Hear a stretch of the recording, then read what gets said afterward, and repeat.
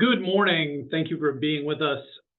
I'm Dana Magliola, Senior Director of Infrastructure Competitiveness for the North Carolina Chamber Foundation. Thank you all for attending the first meeting of the year of the new North Carolina Chamber Infrastructure and Supply Chain Council.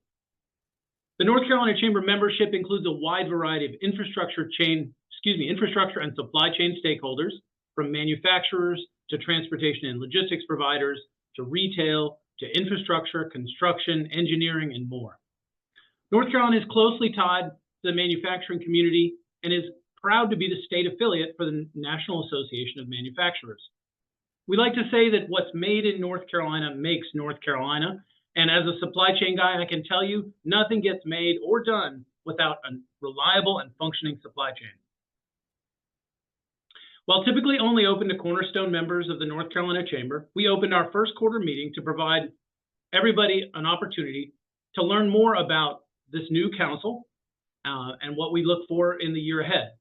If you're not already a member, as you engage today, I encourage you to join the North Carolina Infrastructure and Supply Chain Council and the North Carolina Chamber membership long term.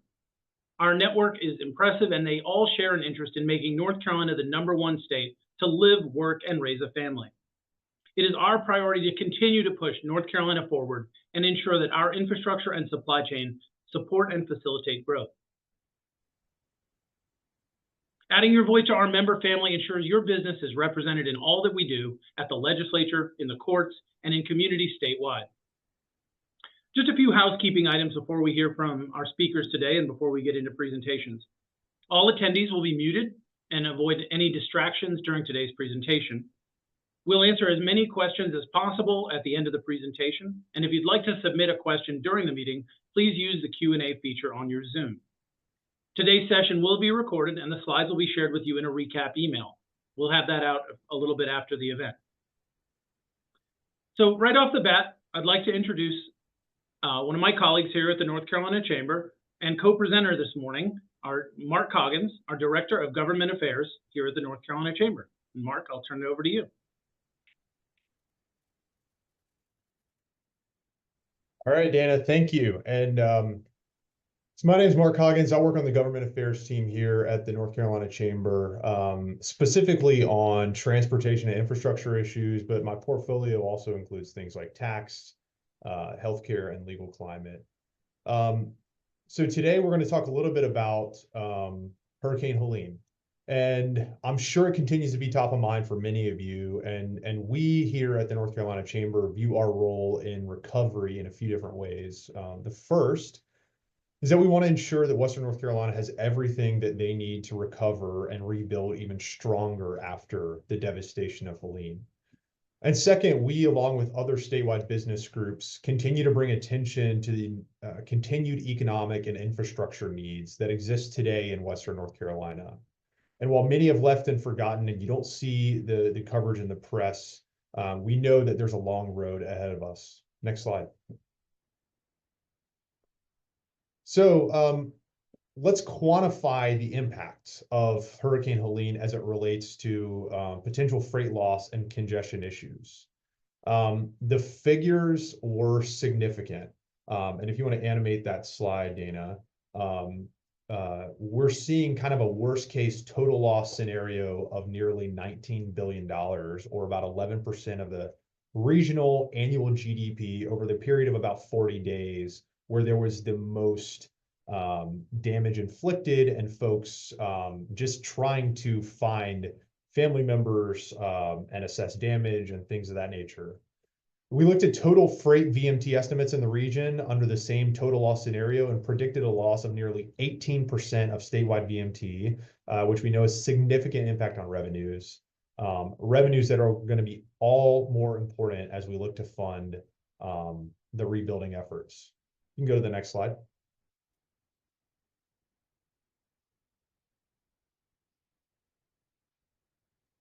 Since then, there's been a lot of analysis and data collection to quantify the impact of the storm, including reports by our Office of State Budget Management, Department of Public Safety, which includes the Emergency Management, the Governor's Office, and also U.S. Housing and Urban Development.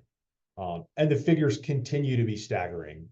The total damage remains upwards of $60 billion and has impacted everything from roads and bridges that need to be completely rebuilt to water systems and power systems that were decimated.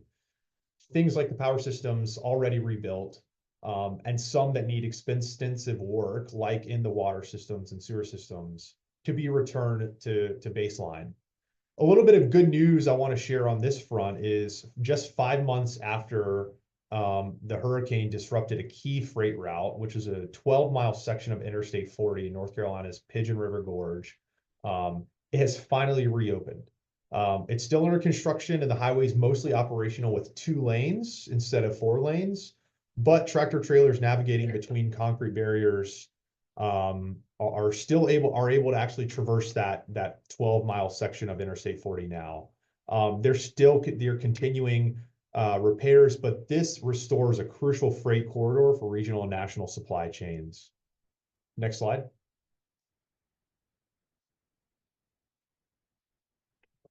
Just to zoom out a bit on kind of the economic loss from Hurricane Helene, there's more than 500,000 small businesses in the region.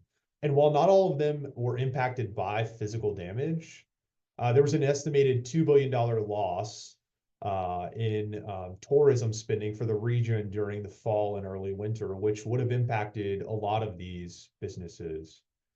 We've seen crop production losses totaling over $900 million.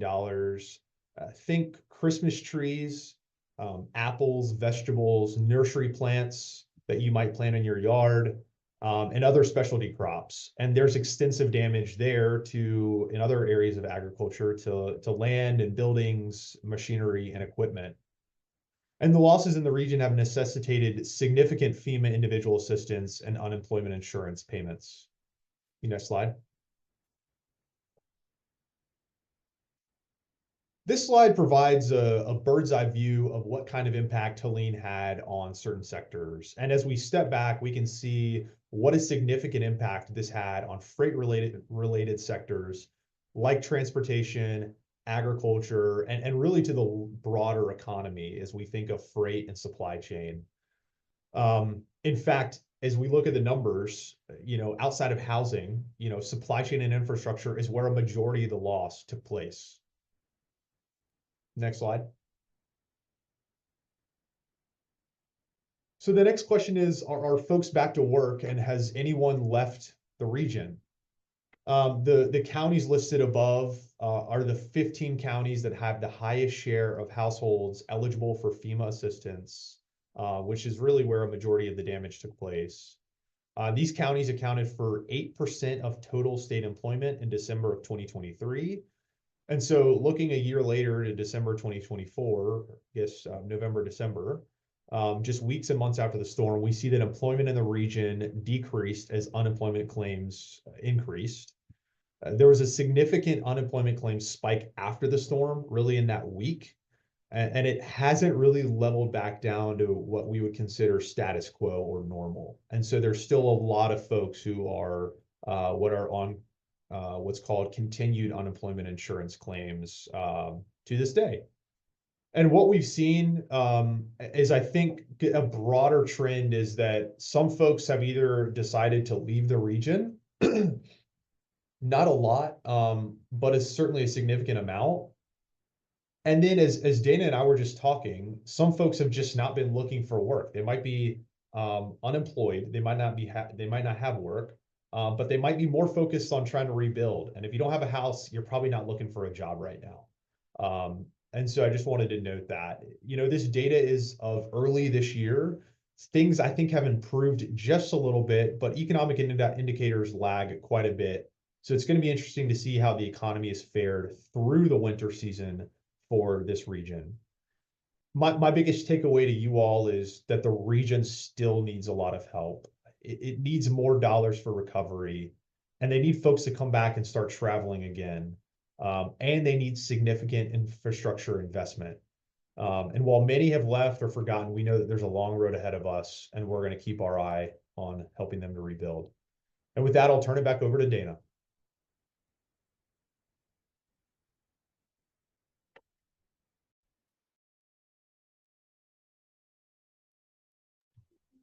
Thank you, Mark. I was just typing an answer to the question, and I love seeing all the questions come in. I also like this picture a lot better because this is real street cred as a supply chain person versus that stuffy corporate picture from the last time. But thanks for being with us, Mark. Thanks for sharing that information on Western North Carolina. And as he mentioned, this is a key priority for us.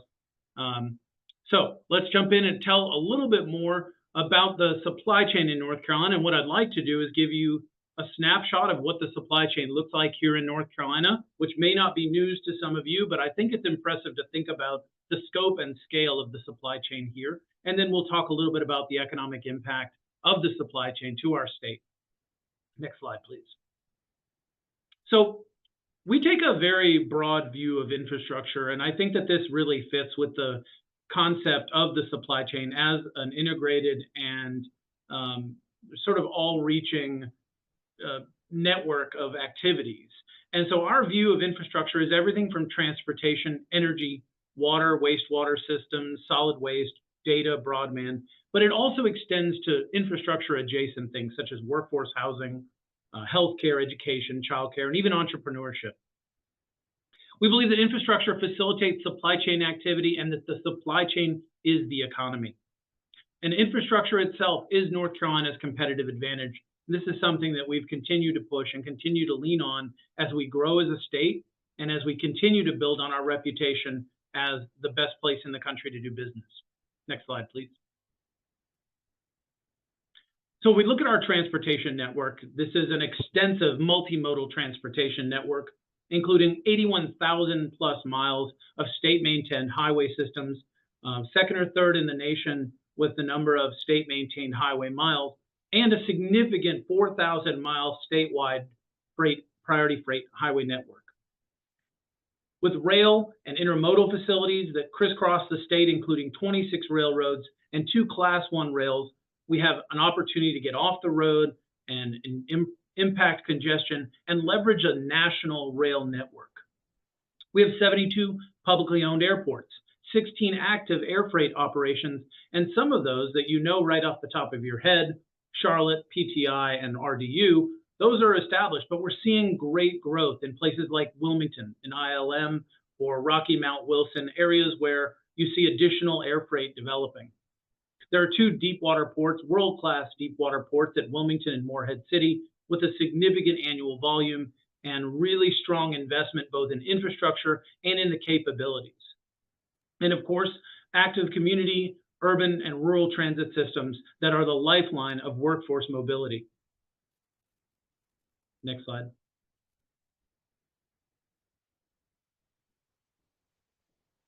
North Carolina has always been known for our reliable and affordable power. This is a cornerstone of how our advanced manufacturing and manufacturing ecosystem has developed.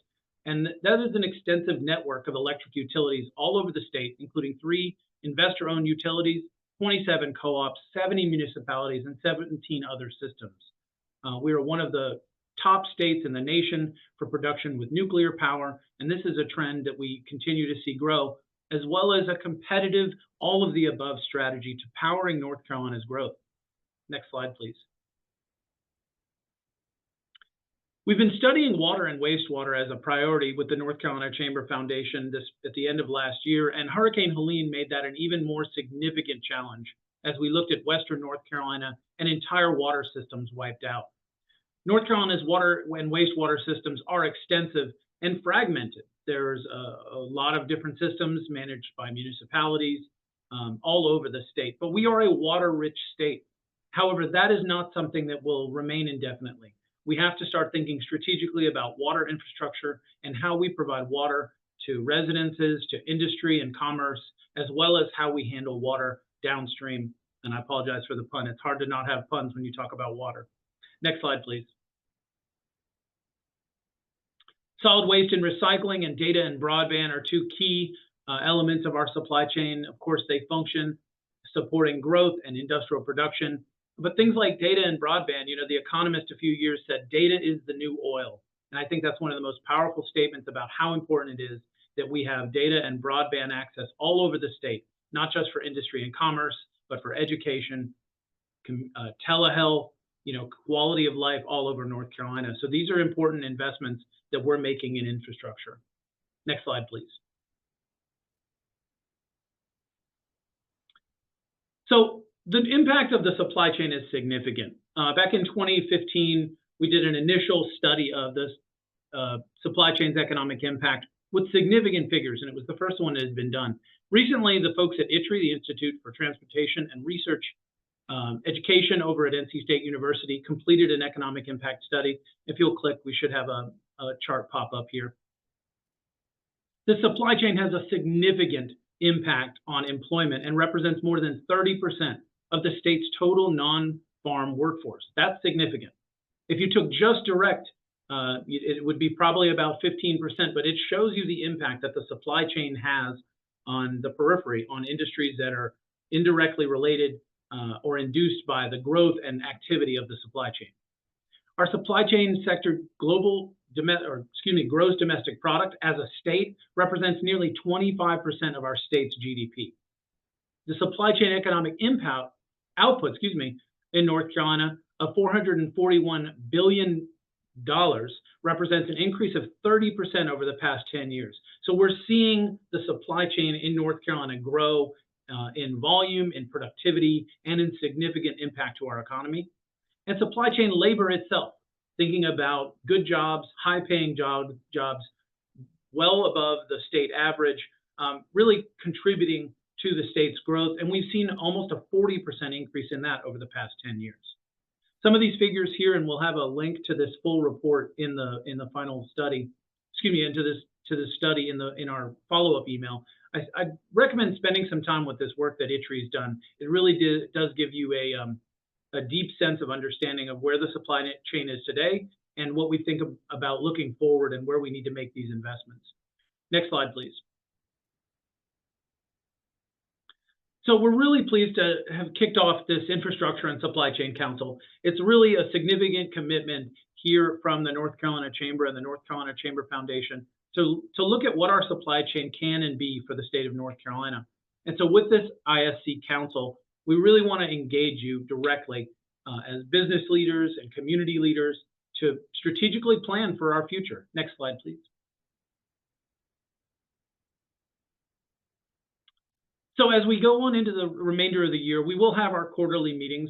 We also look to engage you outside of that quarterly schedule and talk about important key topics, bring subject matter experts and thought leaders to the conversation here in North Carolina, and get your feedback, get your input on what's most important for you as we think about infrastructure investment, as we think about infrastructure sustainability, and as we think about supply chain growth and development.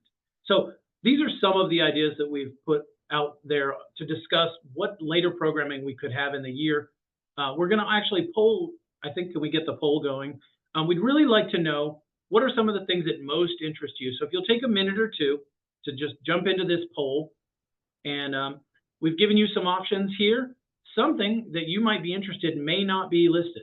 And so I'd highly recommend we're going to share our email address where you're easy to get in touch with us, or put it in the chat. Ideas that maybe we didn't breach here that you think are important to the ISC and to this conversation. So if you take a minute or two to just kind of throw your ideas in the chat, in the poll, we'd love to hear that. And that'll really give us some direction, because the supply chain is broad, and talking about the supply chain just offers so many opportunities. We really want to know what's important to you. I love seeing all the activity in the poll. Good work.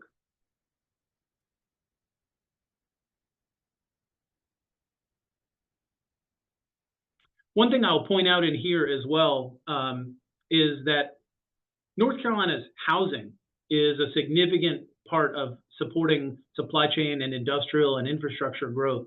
And we've just completed a housing study that identifies not only the gap in housing in North Carolina in workforce attainable housing, but also the economic impact, the significant economic impact of really an opportunity lost if we don't step up to the plate and start to work to develop a better workforce housing. So I'll have that link to that report in our final email when we follow up. All right, so it looks like we've gotten a lot of feedback in the poll. Continue to feel free. I think this will stay open. If I'm not mistaken, Dana, that should stay open. And like I said, if you don't see a topic you'd like, throw it in the chat and we'll add that to the mix. Next slide, please.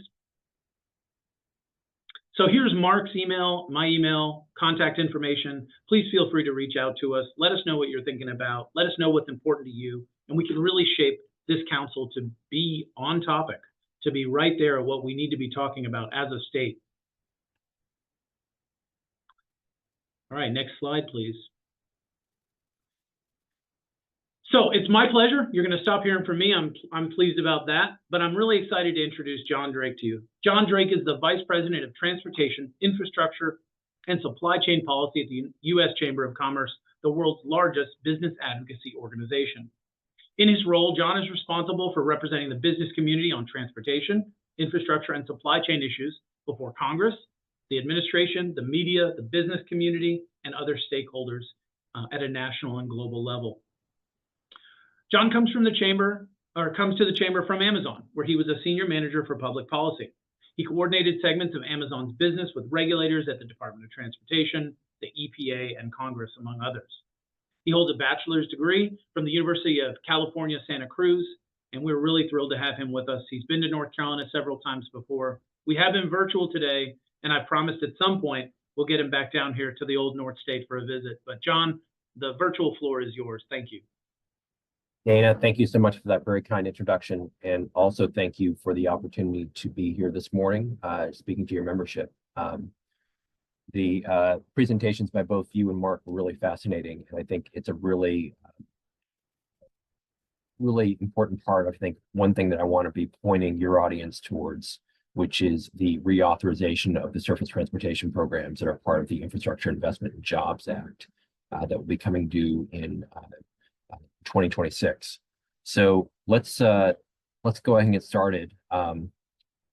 Just very quickly, so what I really want to focus my remarks on today is one, just giving sort of a snapshot of what Washington, D.C. is up to from this year and next, 2025 and 2026.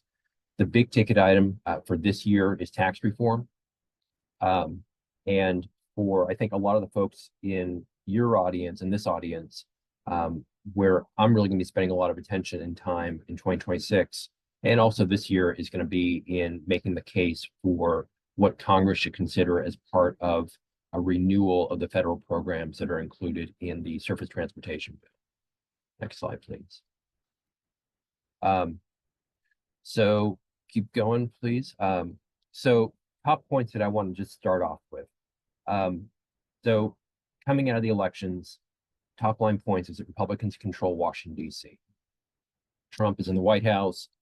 Republicans hold a narrow majority in the Senate, in the House, and then the Republicans' control of the Senate is quite a bit stronger than previous leadership cycles in years past. But the most important point of all this, despite everything that you're seeing in the newspapers right now, is to get anything done, you still need bipartisanship. In the House, you really have that narrow majority of Republicans in control of the House, means that for the speaker to do anything on tax reform, to do anything on an infrastructure bill, for example, you know, it's in all likelihood going to be very important for him to bring Democrats along for that discussion, especially as we get further and further into this year and into next year. Same is true even with the 53 to 47 split in the Senate. Bipartisanship is going to be really important for getting anything done on the legislative side. And again, as we get further and further in the election cycle, that's going to become even more important. Just remember, even though Republicans hold a majority in the Senate, for most things, you need 60 votes to get something passed in the Senate. Another thing for folks to be thinking about is the elections. So despite the fact that I think everyone was exhausted coming out of 2024, whatever your political persuasion, we have state elections coming up in 2025 with Virginia and with New Jersey.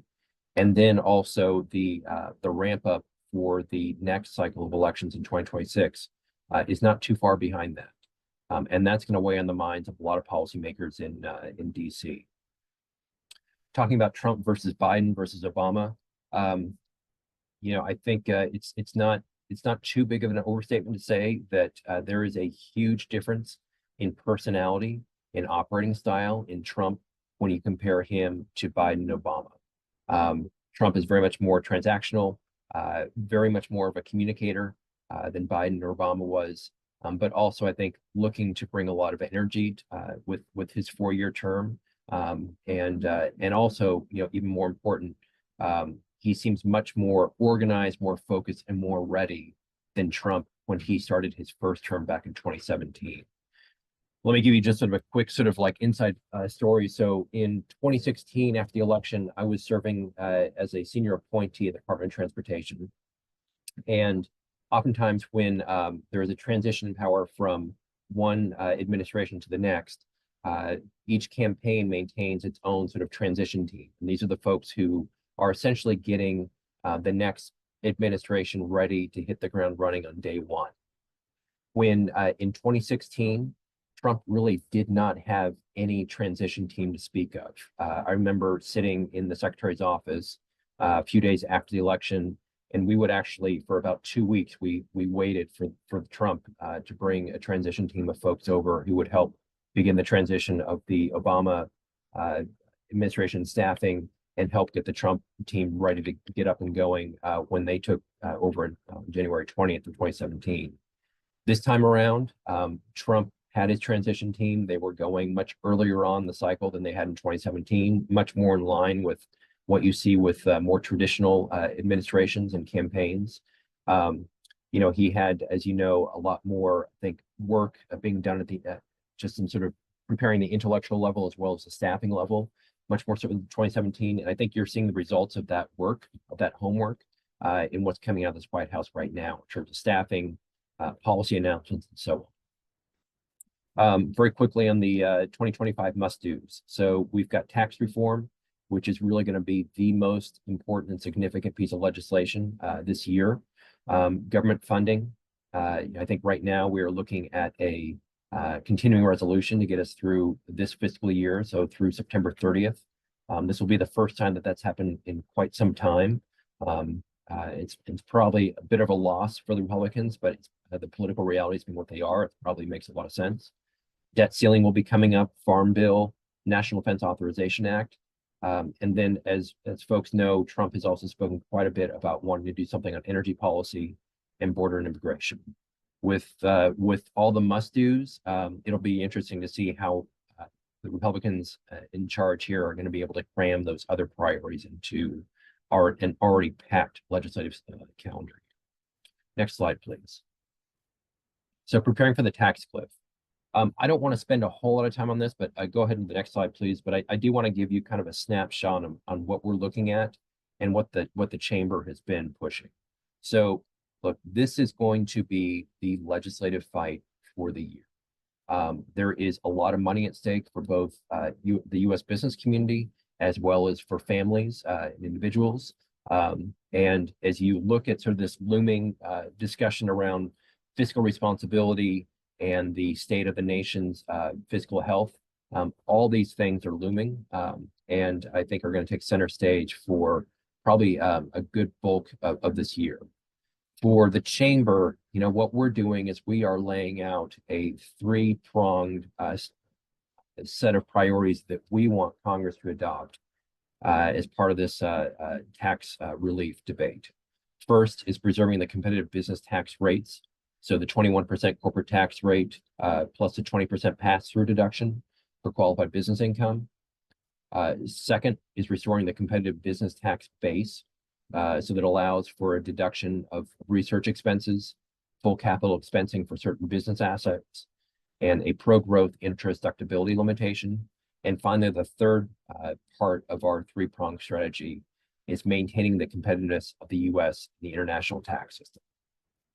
For both U.S. companies operating abroad and foreign companies investing in the United States, while preserving that competitive tax rate. Next slide, please. And I think this is something, this slide here really kind of illustrates something that seems to be grabbing more and more of the public's interest as this debate evolves, which is the cost of these tax cuts.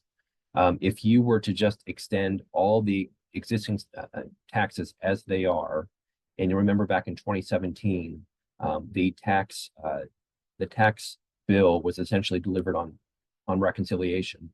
And so what essentially that meant is it took a baseline of how the U.S. fiscal was operating, and it built in those tax cuts into that baseline of the U.S. of the federal government's fiscal situation. And so, if you were to continue the tax cuts that were built in 2017, that would cost the federal government in total $4.5 trillion. And so that, I think that number is going to continue to take on more and more resonance and more importance as we evolve in this conversation, especially since that number doesn't take into account all the various different provisions that were talked about during last year's presidential debate. So you will recall that Trump was speaking about exempting tip income, when for servers from this debate. Other ideas that were also thrown in. None of those ideas that were raised during the 2024 discussion are reflected in this $4.5 trillion budget line. And there's already some sensitivity about what this is going to cost the federal government as this goes forward. So bottom line, expect that this is going to be a long debate. It's going to be a tough debate, and there's going to be a lot of hard questions coming out of it. Next slide, please. And just sort of kind of reinforcing that point, remember that right now the national debt is over $36 trillion, or for every taxpayer, that's $235,000. And the reason why this is important, at least from my vantage point, is, we can go to the next slide, is that as we start, go ahead, please, as we start talking about the reauthorization of the programs under the Infrastructure Investment and Jobs Act, my expectation is that when we come through the tax fight, there's going to be a lot more of a recognition and a concern about fiscal responsibility in the laws and funding bills that this Congress is passing moving forward. And it's going to be a lot more difficult for policymakers to justify huge investments in whatever it may be, just because I think that there will be a lot of attention on the fiscal health of this nation, and policymakers are going to be trying to balance the need to keep the U.S. competitive, not just the national level, but the international level, while maintaining and servicing our debt, but also continuing to make the very necessary investments in the assets and the infrastructure that makes us competitive, like our roads, like our ports, and so on. So that, in my mind, is going to be one of the top challenges of passing what will be the reauthorization of the infrastructure programs that are part of IIJA. Some other sort of like quick working assumptions that we have. So first is IIJA reauthorization versus surface transportation reauthorization. I think Dana was talking about this in his presentation. North Carolina has a lot of amazing assets, right, that allows it to be as competitive as it is.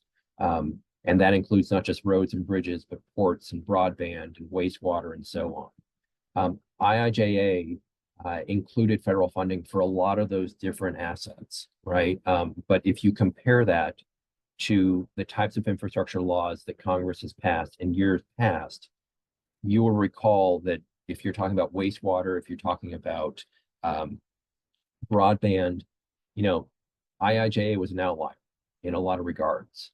And right now, what we're trying to size up is, does Congress have the appetite to pass another IIJA type bill, or does it want to return to a more traditional surface transportation reauthorization, where the focus is squarely on roads, bridges, a little bit of ports, maybe some water infrastructure, but really kind of staying focused on that, as opposed to the much broader infrastructure package that was included under IIJA.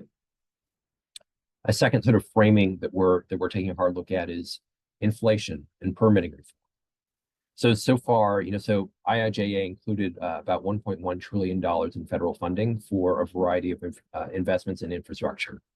Right now, inflation has eaten up about 30% of that, and it's driving up costs across the board.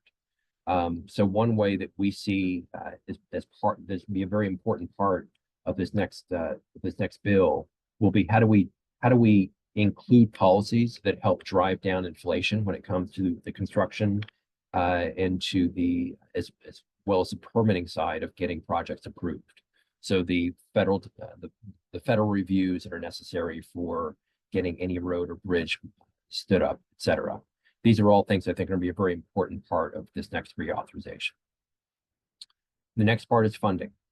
Thank you. Is funding. And here it's really how we're going to be paying for these. You know, many of you know that the gas tax historically has been the most important financing mechanism for federal investments in roads and bridges. But you also know that Congress has not raised the gas tax since 1993.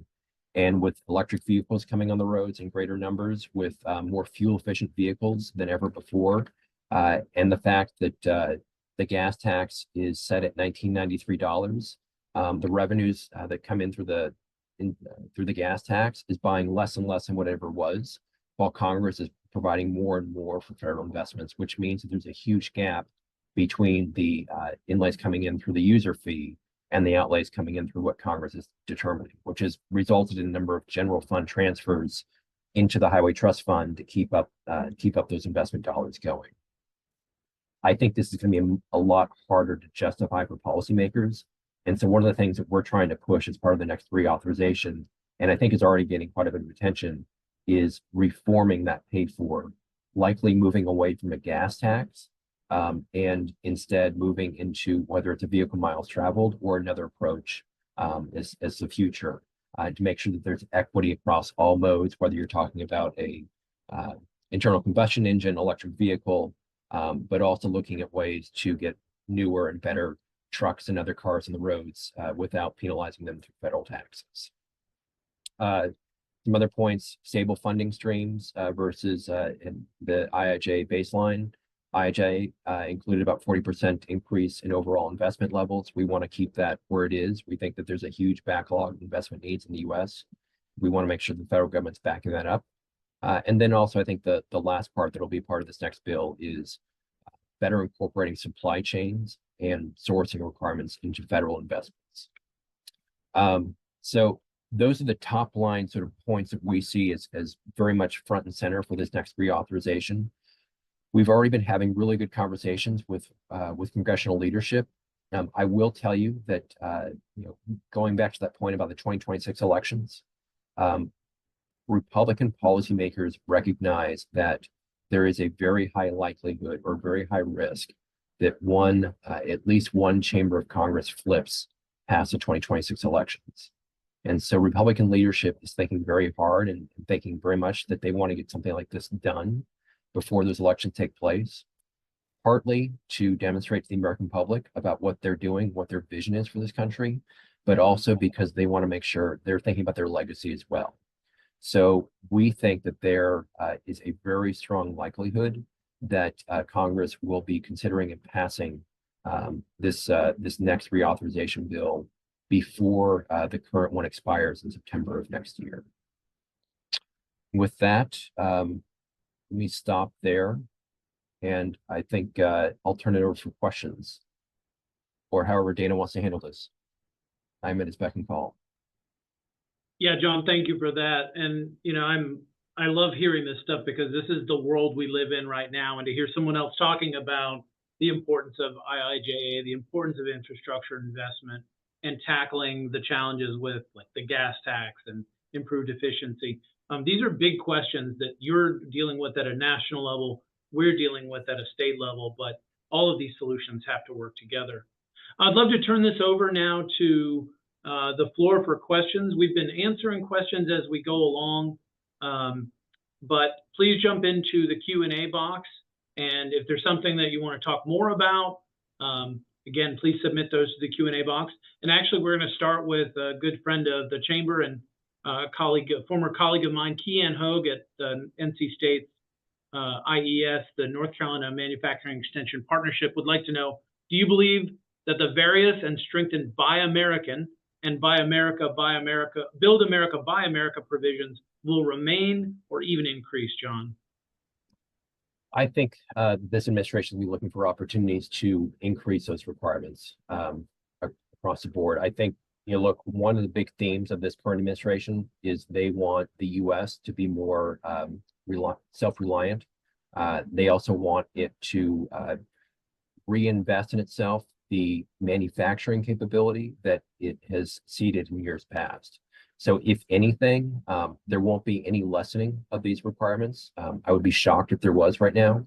The status quo may be a win for a lot of folks, but I think in all likelihood, you're fighting upstream for that. I think there's likely going to be efforts to try to increase those requirements even more than what they are right now. So this may be something that manufacturers have an unfortunate direct tangible experience with, but as we see reinvestment and reshoring and bringing supply chains to more of a domestic footprint, there will be a lag as we look at bringing in what is a global supply chain and ramping up with building and capabilities in the United States. How do you think that we as a nation can address some of that? Do you think we're going to see one, federal awareness of that challenge, very operational challenge, and anything that will help address that? What do you think about that? Yeah, so historically, one of the biggest reasons why the U.S. has been able to be so competitive in its own products that it's manufacturing is because our infrastructure, our roads and bridges have been so good compared to the rest of the world. The logistics costs for getting goods out to other parts of the world historically have been quite a bit lower than compared to China or Europe or other parts of Asia. So from my standpoint, there are a lot of stakeholders in the infrastructure space, right? You've got commuters, you've got travelers, and so on. But I think really kind of drilling down on the how critical our infrastructure is for our own resilience and our own competitiveness, both here in the U.S. as well as abroad, is going to be a really, really important theme for this next reauthorization debate. We look back at COVID and all of a sudden everyone knew what the supply chain was. Yeah. And I think we're in phase 2 of that when we start to talk about tariffs and all of these sort of challenges with bringing that supply chain back domestically. Once again, supply chain's at the top of mind. Another question I want to move on a little bit to, Jim Spangler in the audience, a great friend of the chamber and a part of our water research group here, asks, can you comment on the fact that federal workforce will be getting smaller and how this might impact IIJA reauthorization and how the reduction in workforce might also impact the implementation of both funding and projects? So let me try to unpack that a little bit. It's a great question, but it's also a big question. So we're still seeing what the impact of this reduction in workforce is going to be. The cuts that have been taking place, so in the Secretary's office, for example, there was huge cuts in the Undersecretary's office. A lot of those people are responsible for reviewing competitive grant applications and making recommendations to the Secretary about what should be awarded. There's also a Build America Bureau within the Secretary's office, which is essentially responsible for helping bring public financing along with infrastructure projects where there may not necessarily be private financing readily available. Another office that was cut pretty significantly. I think it's too early to tell how this is all going to play out. I frankly think that there are still a number of court cases that have to work their way through challenging the decision of this administration to make those cuts. I think the upcoming expiration of the CR in just a few weeks is also going to be an inflection point in this debate about what happens to a lot of these folks. But I think until we get through those 2 points, the court challenges and the what I would think is probably a 90% likelihood that we have a government shutdown lasting for at least a couple of weeks. I don't think until we get through that, we're fully going to understand what these cuts mean.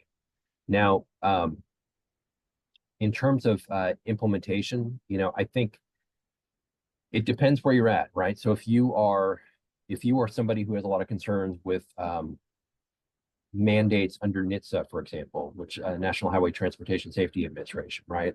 You're probably going to see a reduction in the speed in those rules, for example. So it's a lot of these impacts aren't going to be evenly felt, and will probably be more acute than other offices. But let me take one more, let me take one further step back with one other point, which is how this speaks to reauthorization programs. And I think right now, this is one of those challenges it's sort of floating out there that may become more acute as the weeks go on. So, and look, by that, what I mean is, so at the top of this presentation, what I said is bipartisanship is super important for getting anything done, right? Like margins in the House are such that like Speaker Johnson needs Democrats for most things to get any bill passed.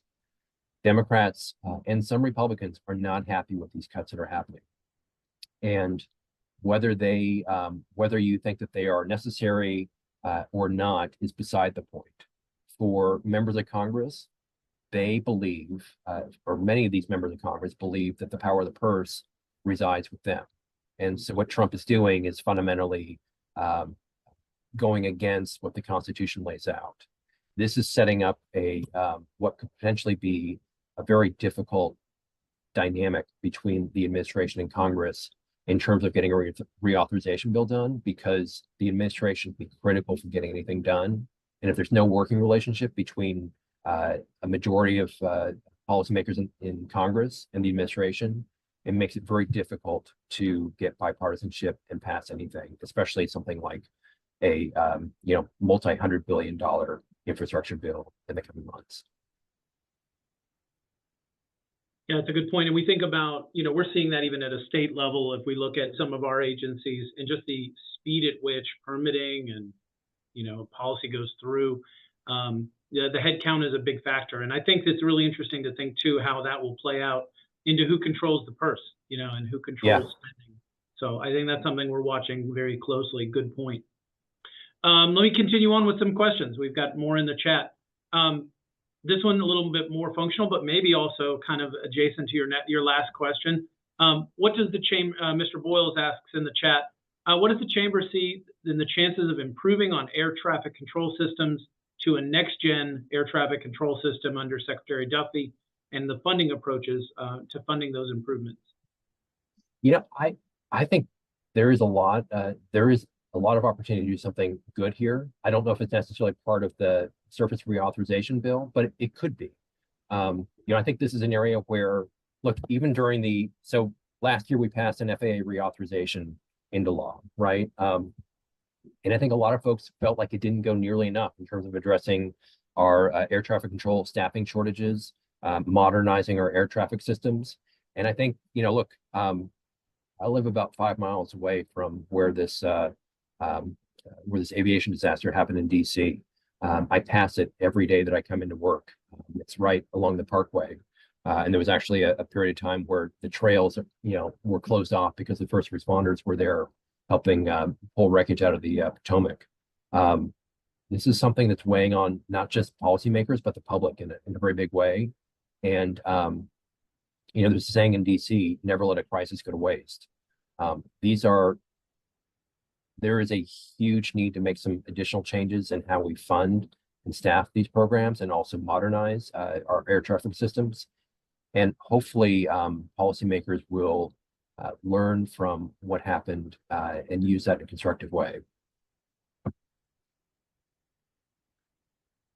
Let's talk a little bit about, I know the U.S. Chamber is directly involved with manufacturing at a national level. When we think about what we're doing here in the state of North Carolina, continuing to see investment in advanced manufacturing, all over the spectrum. Where do you see infrastructure and the sort of up in the air future about our infrastructure investment, things like the IIJA or reauthorization?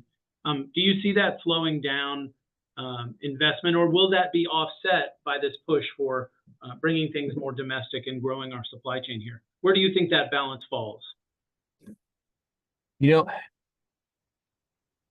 To be direct with you, there remains an incredible amount of interest in how supply chains work. There's a lot more just conscientiousness of disrupting supply chains. But, and this is the honesty part, or the direct part, there remains a huge disconnect in federal policymaking versus the reality of bringing stuff to market, right? I think if we're talking tariffs, if we're talking about some of the other policies that are under discussion right now with policymakers of both parties, there's just a huge disconnect about what these policies mean for allowing us to continue to be competitive. I think, when we're talking about infrastructure investments like broadband and the like, you're probably going to see more of an emphasis on state and local level decisions and solutions here, less so on the federal government side. I think what's going to happen is at the federal side, you're probably going to see an effort to kind of bring back how much the federal government is supporting in terms of just where they want to put dollars. But when you're talking about just like broader supply chain policies and so on, I think there's a lot of education that needs to be done. Yeah, I'll echo that. Living in the supply chain, and like I said, all of a sudden having people talk about it, it's one of those things that never makes the front page until something goes wrong. Yeah. And rewind about a year ago, Baltimore, you're looking at all of a sudden people are talking about container shipping and infrastructure. I'd like to open again. Do we have any more questions? I've got a couple that are directly state related, and those are things that we'll be able to follow up with you on. Let's think about, John, maybe give us some insight into the U.S. Chamber's engagement with the question around the gas tax, and let's dive a little deeper on that. How involved are you guys at the federal level in discussing the changes that need to be made either to the entire system or addressing the 1993 figures that we're dealing with? Can you tell us a little bit more about your activity there?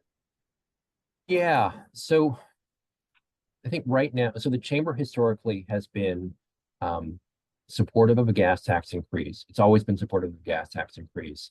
We've also explored the feasibility of advancing a vehicle miles traveled regime. But let me tell you what I'm excited about now, which is a new proposal that's relatively that hasn't been around too long, and it's the idea of adopting a national registration regime that would essentially replace the gas tax as well as all the other federal purchasing taxes that ultimately flow into the Highway Trust Fund. If you look at the menu of options that are on the table, so gas tax increase, VMT, I think those first two, I think at the gas tax side, it's politically dead. There's been too much time between when Congress last passed it and a growing recognition that it just simply isn't capturing enough of the traveling fleet to be equitable, but also to be to meet, I think, where the infrastructure investment needs are today. On the VMT side, there is still many, many years of work that needs to be done before it can be fully implemented. I think there's greater urgency and a greater appetite to try to get a solution in place sooner. But I think there's also this spectrum in the background called Big Brother that I think hangs over the heads of a lot of policymakers when they're considering VMTs, because essentially, you are, as a traveler or a truck driver or whoever you may be, you are essentially sharing with the federal government your travel habits. And I think, fairly or not, I think that strikes a lot of people somewhat poorly. So I think from our standpoint, that means that those two options are not really solutions in of themselves. And so I think more and more where the Chamber is focusing its advocacy is trying to get around set of menus options that do work. And right now, of those options, I think for us, it's the national registration proposal. And how this would work essentially is you already have, rather than paying a gas tax, every year you would pay, or every couple of years, however the states collect it, you would pay a fee as part of your state registration dues. And that fee would go to the federal government and would essentially replace the revenues that would be captured as part of the gas tax. One of the things that we've learned through polling is that a majority of Americans, you would actually be surprised about this, Dana, a majority of Americans believe that they pay over $1,000 every year in gas taxes, right? So every time that they fill up their gas tank, every time they fill up their fuel tank, they're paying hundreds of dollars. That number is actually quite a bit closer to maybe $1 150 or so per year. We think that that's a much more, it's an easier thing to sell than a gas tax increase. Another thing that we like about it is that it's equitable, right? So right now, if you are driving an electric vehicle, you're not paying anything into the Highway Trust Fund. So this would be something that would be set up regardless of how your vehicle is powered, whether it's an ICE vehicle or whether it's a EV, fuel efficient or non-fuel efficient, everybody's paying the same. It's also, I think, agnostic if you're a rural driver or a city driver. You remember, like with the VMT proposal, that's going to hit a rural driver a lot harder. That's going to drive it. It's going to hit a city driver. So we think it's a lot more equitable, a lot more fair. And if we're really serious about making the sorts of investments in our infrastructure that I think a lot of people want to be making, we need to kind of fix this problem in order to be able to help justify to Congress why we need to keep these dollars going, as opposed to just stealing from the general fund to make that possible. I think the thing when I hear your answer is this is a very dynamic situation. There's so many different angles to consider. So look forward to working with the U.S. Chamber on that. And we're getting close to the end of our hour. So really thrilled about having you with us today. My colleague Mark, you have an opportunity to talk to you a little bit about North Carolina. Thanks for joining us. I'd like to thank the more than 300 people that registered. I think we were upwards of 200 people in attendance today. So really strong interest in this, and look forward to continuing this conversation with all of you. We will provide a way for guests to inquire about membership and becoming a more active part of the Infrastructure and Supply Chain Council going forward. We'll also follow up with a recap email with the recording and the materials from today so that you have that information. And as always, reach out to us. I've already got a few questions in the chat that I'll follow up with on direct, specific state level questions. So look forward to that. As we conclude this event, please take about a minute here to grab that QR code, share your feedback on today's presentations, on today's webinar, and just give us your thoughts. We really want to know where you are on this. For details on this event and other events on the horizon, please visit the North Carolina Chamber's website, nchamber.com. That includes our annual leadership dinner and awards on March 25th, and the Building NC conference here in April, one of our flagship conferences focused on infrastructure, on the supply chain, and on North Carolina's future of competitiveness for industry and commercial and residential growth. So thank you all for being with us today. On behalf of the North Carolina Chamber and the North Carolina Chamber Foundation, on behalf of our friends at the U.S. Chamber, thank you again, and we look forward to seeing you at our next event.